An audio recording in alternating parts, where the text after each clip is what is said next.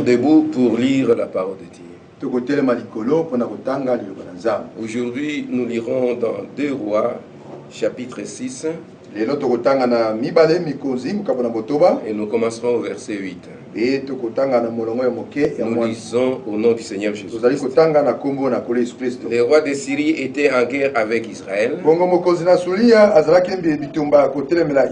Et dans un conseil qu'il tint avec ses serviteurs, il dit: mon camp sera dans un tel lieu. Mais l'homme de Dieu fit dire au roi d'Israël: garde-toi de passer dans ce lieu, car les Syriens y descendent. Et le roi d'Israël envoyait des gens pour s'y tenir en observation vers les lieux que lui avait mentionné et signalé l'homme de Dieu. Cela arriva non pas une fois ni 2 fois. Et le roi de Syrie en eut le cœur agité. Il appela ses serviteurs et leur dit: ne voulez-vous pas me déclarer lequel de nous est pour le roi d'Israël? L'un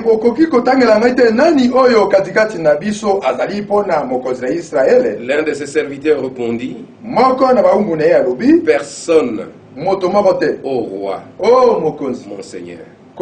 Mais Élisée le prophète, qui est en Israël, rapporte au roi d'Israël les paroles que tu prononces dans la chambre à coucher.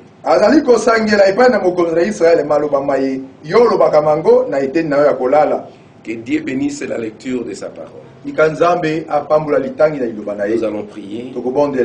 Gracieux Père Céleste, Dieu Tout-Puissant, nous te sommes encore reconnaissants ce matin parce que tu nous donnes encore l'occasion de te louer, l'occasion d'écouter ta parole, et que ta paix, ta grâce soit accordée maintenant, et donne-nous l'interprétation de la parole que nous venons de lire, et que cela soit fait pour la gloire de ton nom, dans le nom de Jésus-Christ. Amen. Je vous salue tous dans le précieux nom de notre Seigneur Jésus-Christ. Soyez bénis de l'Éternel. Ce matin, nous voulons parler de ce sujet que le prophète a prêché. Regardez à l'invisible. Regardez à l'invisible. Ici, nous voyons que c'était le temps de guerre. Et donc, Israël était en guerre contre Israël. Et alors, à un moment donné, Israël ne faisait que remporter la victoire. Alors, le roi de Syrie ne comprenait pas. Comment est-ce que moi j'ai fait j'organise mon plan et mon plan est toujours de jouer. C'est qu'il y a un traître parmi nous ici qui va dénoncer nos plans à Israël. Il a réuni ces gens. Il a demandé qui est ce traître-là. Mais un de ses collaborateurs, un de ses serviteurs, a dit au roi, il dit: ne t'inquiète, ne te fais pas de soucis. Ici, il n'y a personne d'entre nous qui peut faire des choses comme ça. Mais en Israël, ils ont un prophète. Ce prophète-là, même si tu es dans ta chambre et tu conçois quelque chose contre Israël, ce prophète-là connaîtra la chose. C'est ce prophète-là qui est en train de dénoncer tout ce que toi tu fais ici. Alors les rois ont dit: les rois de Syrie a eu le cœur agité. Il était agité dans son cœur. Ce n'est pas possible. Et le roi dit, il dit: Le roi dit, allez voyez où il est. Et je le ferai prendre. On veut lui dire, voici, il est à Dothan. On dit que cet homme-là d'Élysée, qui dénonce, qui dévoile tous nos secrets, il est à Dothan. Alors le roi dit, il dit ceci. Il envoya des chevaux, des chars et une forte troupe qui arrivèrent de nuit et qui enveloppèrent la ville. Ils ont entouré toute la ville, à Dothan là où était Élysée, et ils voulaient maintenant prendre Élysée, puisque les rois voulaient l'avoir, puisque lui était en train de dénoncer tous les plans que la Syrie prenait contre Israël.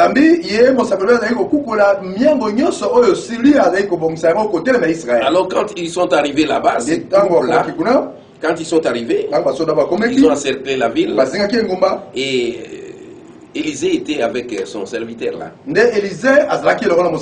Et quand Élysée était dans la maison, son serviteur est sorti. Et il a regardé. Il a eu peur. Il dit ce n'est pas possible. Je vois ici et nous sommes entourés. Il est rentré voir Élysée. Il dit nous sommes entourés. Nous sommes entourés ici. Voici ce que les serviteurs de Dieu a dit. Les serviteurs d'Élysée, au chapitre 6 de 2 Rois, au verset 15. Le serviteur de l'homme de Dieu se leva de bon matin et sortit. Et voici une troupe entourait la ville, avec des chevaux et des chars. Et le serviteur dit à l'homme de Dieu, ah mon Seigneur, comment ferons-nous? Nous sommes déjà assiégés. Qu'est-ce que nous allons faire? Nous ne sommes qu'à 2 ici. Et voici la réponse de l'homme de Dieu.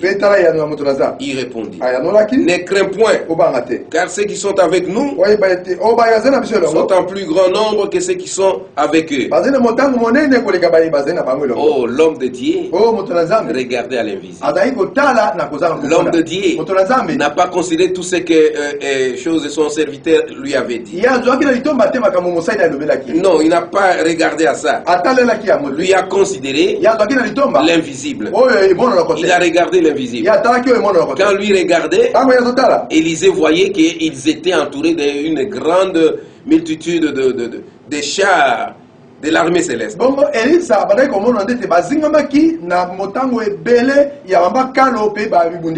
Mais les serviteurs de Dieu ici, ils ne pouvaient pas voir ça. Ils ne pouvaient pas voir. Ils regardaient dans la chair. Alors maintenant, les serviteurs, l'homme de Dieu a dit, ne t'en fais pas. Ceux qui sont avec nous sont plus nombreux que ceux qui sont avec eux là-bas. Amen. Amen. Et les Syriens descendirent vers Élysée.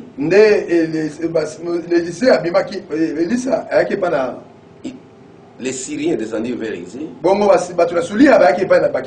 Ils adressaient alors cette prière à l'Éternel.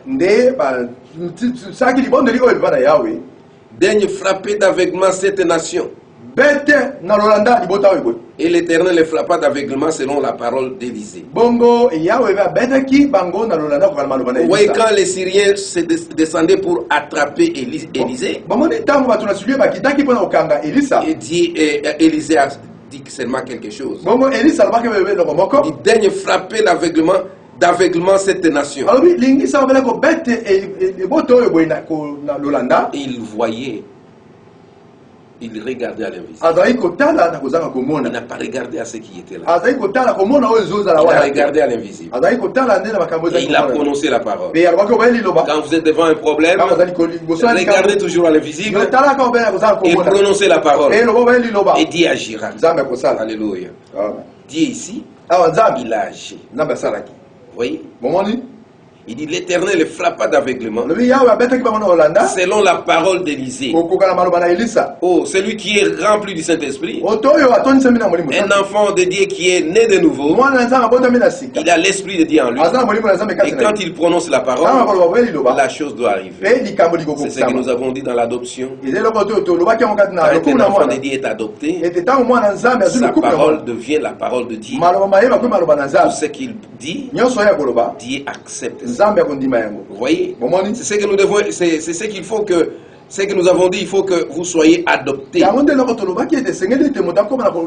Il faut être adopté. Amen. C'est ce que nous voyons ici. Et quand Élisée est parti, il les a amenés dans en Israël. Ils étaient frappés d'aveuglement. Il les a amenés dans la ville de en Samarie. Et quand ils sont arrivés à Samarie, les rois de Samarie voulaient faire du mal. Il dit non, ne le faites pas du mal. Ce n'est pas votre arme qui a apporté ces gens ici. Ce n'est pas votre force. C'est Dieu qui l'a fait. Alors laissez-les, donnez-les à manger et laissez-les partir. Et ces gens-là étaient étonnés qu'ils étaient déjà dans les camps. On pouvait les tuer. On ne les a pas tués. Regardez toujours à l'invisible, fils de Dieu. Dieu est toujours avec vous. Quand Moïse aussi, et il était aux choses dans les déserts là, il était en train de paître les troupeaux de son père. Il ne s'imaginait pas qu'un jour il pouvait rencontrer cet invisible. Il a regardé, il était en train de paître les troupeaux de son père. Et maintenant, il a regardé, c'était l'invisible. Il a vu les buissons en train de brûler.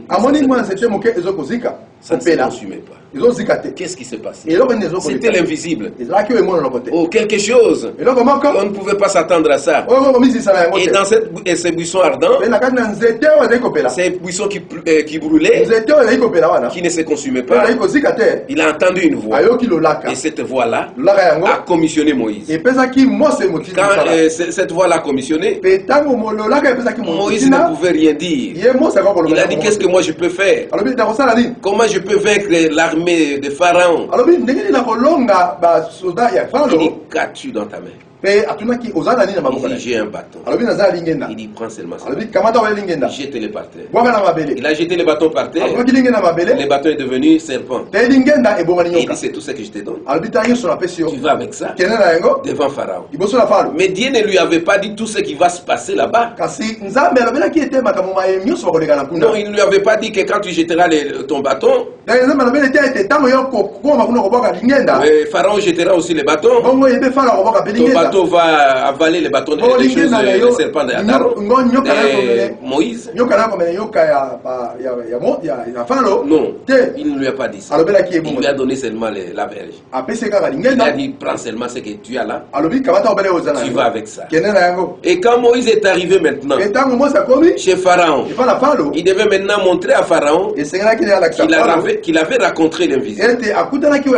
Il dit, l'invisible m'a demandé de venir faire sortir les enfants d'Israël de la servitude. Il dit, toi, te faire sortir les enfants d'Israël par quel moyen? Alors Moïse a jeté son bâton. Comme Dieu lui avait dit, les bâtons s'est transformé en serpent. Quand les bâtons s'est transformé en serpent, Pharaon n'a pas eu peur. Pharaon a produit aussi des serpents. Et voilà maintenant l'attitude de Moïse. Il devait regarder à l'invisible. Lui ne savait pas ce qui allait se passer. Son serpent était là. Les serpents de Pharaon étaient là. Mais qui devait gagner? Moïse n'a pas eu peur.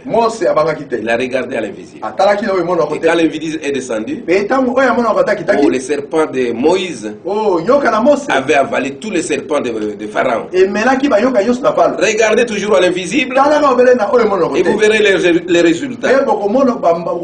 Job la même chose. Il a regardé à l'invisible. Pendant que tout était fini, donc tout lui a été ravi, sa richesse, ses enfants, tout. Il dit malgré tout ça, moi, mon œil verra mon rédempteur. Il dit je le verrai. Alléluia. Il dit je le verrai.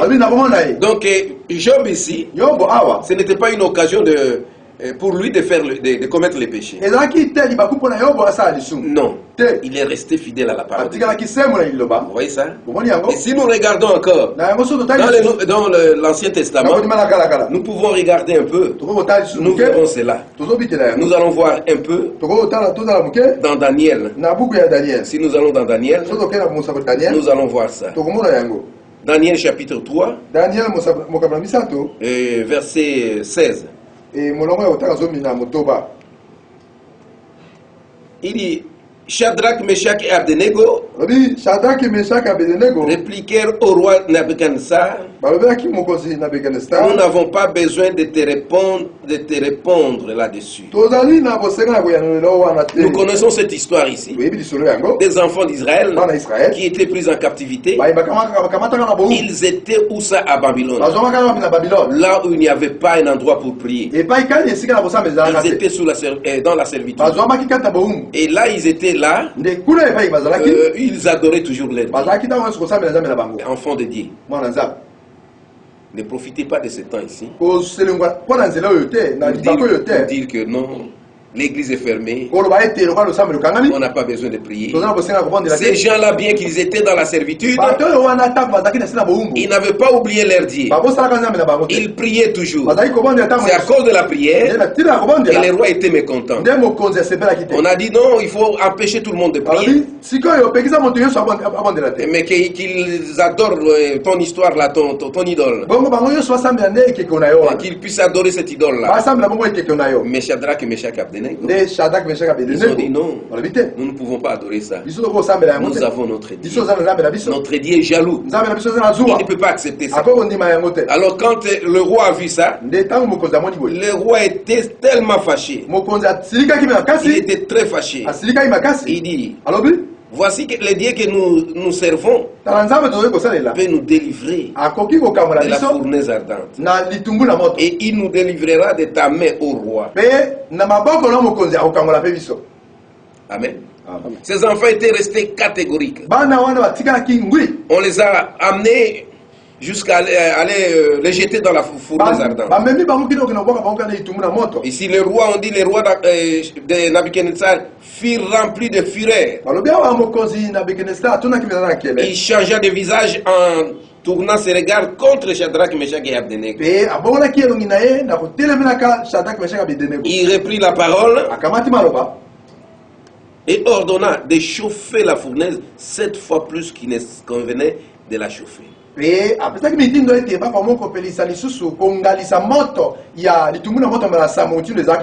il commanda quelques-uns de plus vigoureux soldats de son armée de lier Shadrach, Meshach et Abednego. Et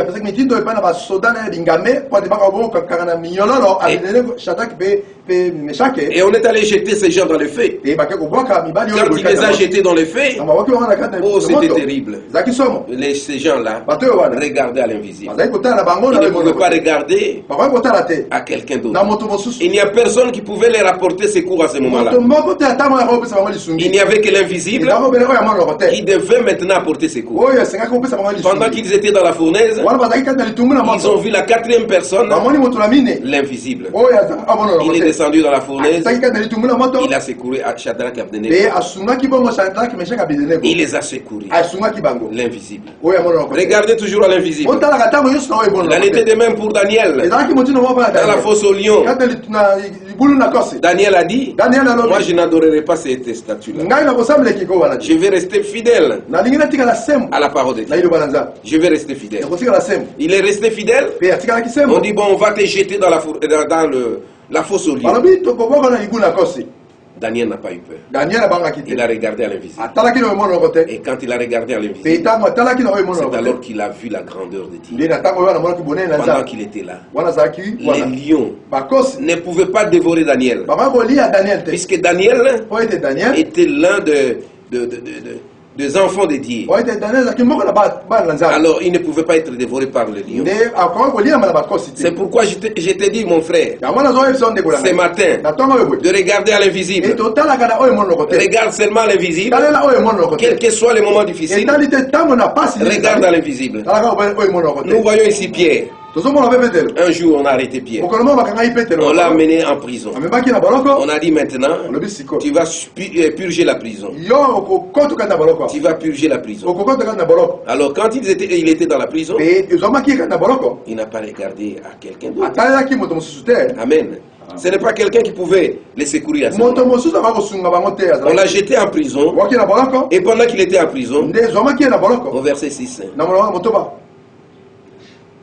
Non, 7. Et voici un ange du Seigneur survint et une lumière brilla dans la prison. L'ange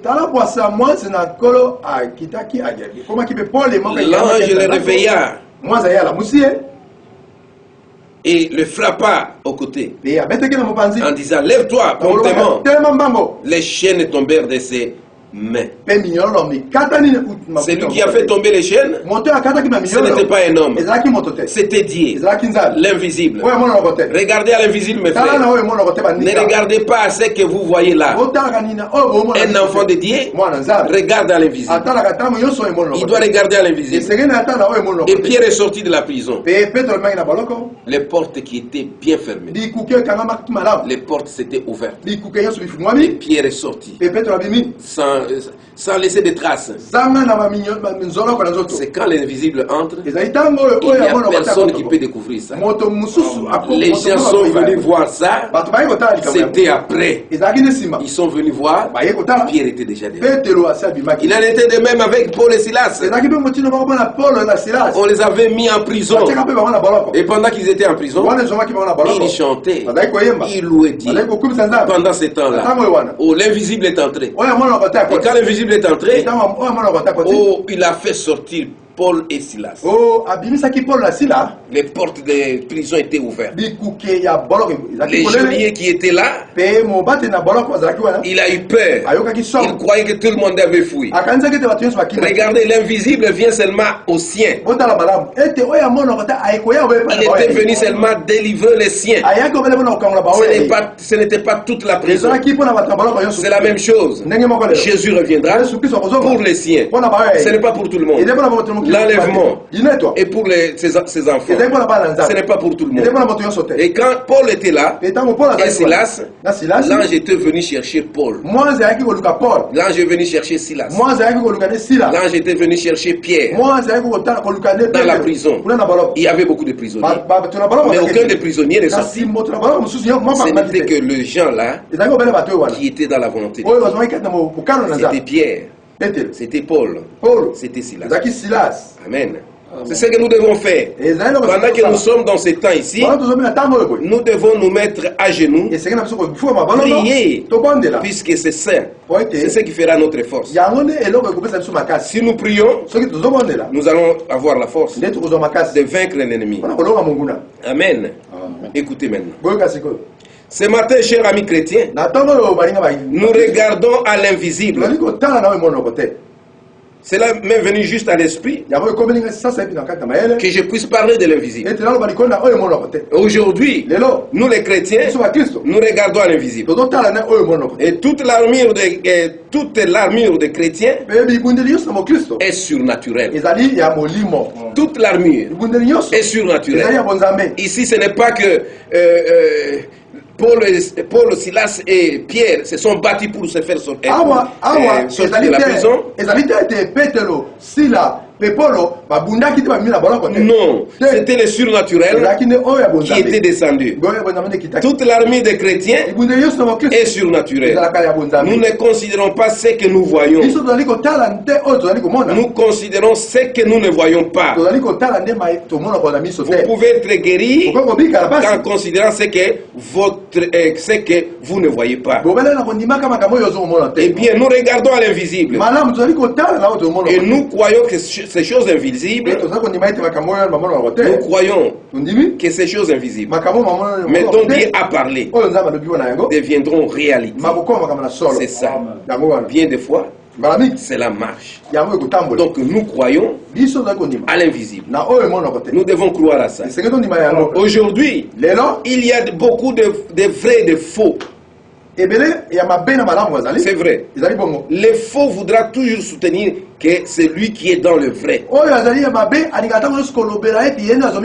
Surtout pendant que nous nous trouvons dans cet état ici, il y aura beaucoup de prophètes qui vont chercher à prophétiser, montrant que c'est eux qui ont la vérité. Mais ce n'est pas ça. Il y aura beaucoup de faux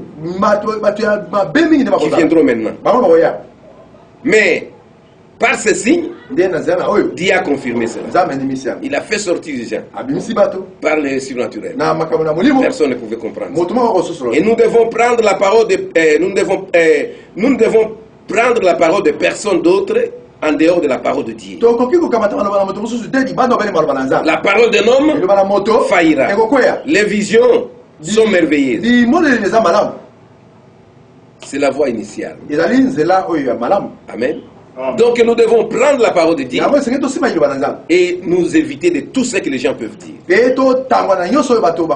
Ça ne sert à rien de savoir ce qui va se passer si on n'est pas prêt. Vous devez être prêt pour le départ, puisque le départ est proche. Nous devons être prêts. Ne tombez pas dans la distraction. Ne suivez pas tous ces faux prophètes qui viendront vous dire il y a ceci, il y a cela. Posez-vous la question. Suis-je prêt? Si je suis prêt, quel que soit l'heure, quel que soit le temps, je partirai. Amen. Amen. Soyez toujours prêts. As-tu reçu le Saint-Esprit? Après que tu as cru, Maranatha. Que Dieu bénisse la lecture de sa parole et qu'il bénisse cette parole que nous venons d'écouter. Nous allons prier. Bien-aimé Père Céleste, Dieu Tout-Puissant, peut-être que nous n'avons pas dit ce qu'il fallait dire, mais toi tu peux, c'est toi, le Saint-Esprit, qui peut expliquer à tes enfants ce qui doit être fait pour cette prédication. Regardez à l'invisible. Nous voulons regarder à l'invisible. Nous ne voulons pas regarder à ce que nous voyons. C'est toi qui peux nous faire comprendre ce que nous devons faire. Accorde-nous ta grâce. Et ta paix, ta grâce soit avec tes enfants pendant que je les recommande à toi. Pendant ces moments difficiles où les gens ne peuvent pas aller à l'église pour communier. Mais tu nous as donné ces moyens. Envoyer ces exhortations à tes enfants de leur maison, qu'ils puissent être exhortés. Au nom de Jésus-Christ. Amen. Amen.